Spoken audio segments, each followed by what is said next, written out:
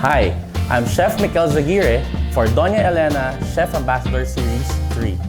Today, I will be showing you how to cook my mom's baked penne.